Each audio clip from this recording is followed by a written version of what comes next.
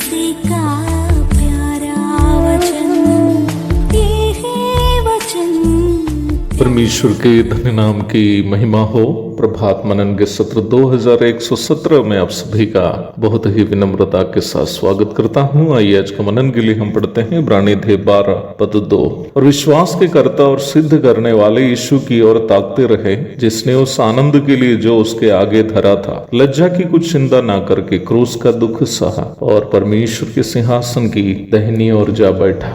आनंद आत्मा का फल में से एक। गलाती 5:22 में बताए गए आत्मा के सभी 9 फल परमेश्वर के नैतिक स्वभाव है, जो प्रभु यीशु मसीह ने देह रूप में आकर संसार के सामने प्रदर्शित किया। वास्तव में प्रभु यीशु मसीह की पवित्रता की परिपूर्णता अथवा सिद्धता प्राप्त करने का एक अर्थ इन सभी ईश्वरीय नैतिक स्वभावों को उसकी परिपूर्णता में दैनिक जीवन में लागू करने की क्षमता हासिल करना है। यद्यपि पाप से प्रदूषित शरीर में रहते हुए इन सभी ईश्वरीय स्वभाव अर्थात प्रेम, आनंद, शांति, धीरज, कृपा, भलाई, विश्वास, नम्रता, संयम आदि उसकी परिपूर्णता में दैनिक जीवन में लागू करना हमारे लिए आसान नहीं है। परंतु प्रभु की इच्छा यह है कि उद्धार प्राप्त हर एक विश्वासी इस कोशिश में लगे कि यीशु मसीह की पवित्रता की परिपूर्णता को अर्थात नैतिक स्वभाव उसकी परिपूर्णता में अपने शरीर में लागू करे। और इन सभी स्वभावों को प्रभु यीशु मसीह ने अपने सांसारिक जीवन काल में उसकी परिपूर्णता में दिखाया,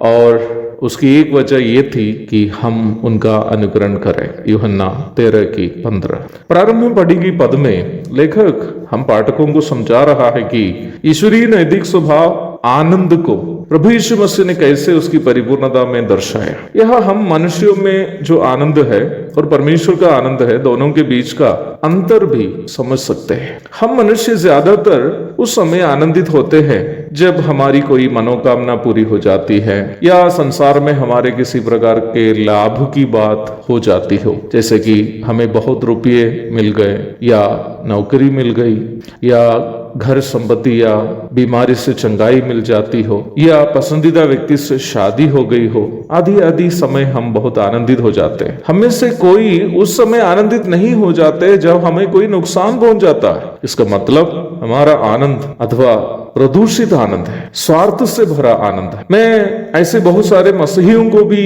व्यक्तिगत रूप में जानता हूं जो यहाँ तक दूसरे मसीही भाई बहनों को होने वाली अच्छी बातों को भी अथवा भलाई को भी देखकर खुश नहीं हो पाते। उल्टा इस कोशिश में ऐसे लोग रहते हैं जिसकी भलाई हो रही हो उसको कैसे भी बदनाम करे और समाज के सामने, कलीसिया के सामने उनका नाम मिट्टी में मिला दे। वास्तव में ऐसा स्वभाव यहाँ तक मनुष्यों का स्वभाव भी नहीं है, बल्कि शैतान का स्वभाव है। चलिए हम ईश्वरीय आनंद पर विचार करेंगे। क्या है परमेश्वर का आनंद जो प्रभु यीशु मसीह ने अपने यह संसार के जीवन काल में दर्शाया, जिसकी चर्चा प्रारंभ में पढ़ी गई पद में लेखक कर रहा है। लेखक कहता है कि यीशु मसीह उस आनंद के लिए जो उसके आगे धरा था, लज्जा की कुछ चिंता ना करके क्रूस का दुख सहा। प्रभु यीशु मसीह का आनंद उनको मिला हुआ कोई सांसारिक लाभ के कारण नहीं था या अपना कोई स्वार्थ के पूर्ति होने के कारण नहीं था, बल्कि उनको हमारे कारण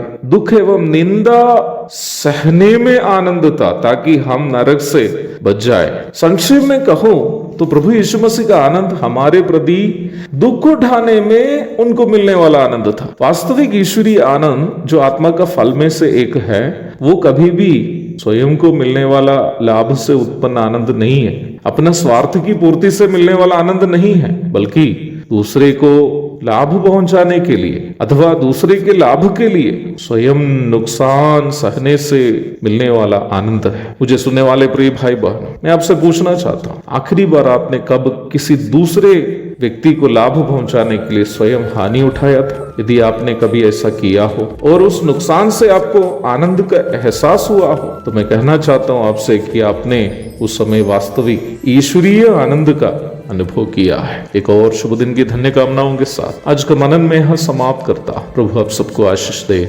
आमीन।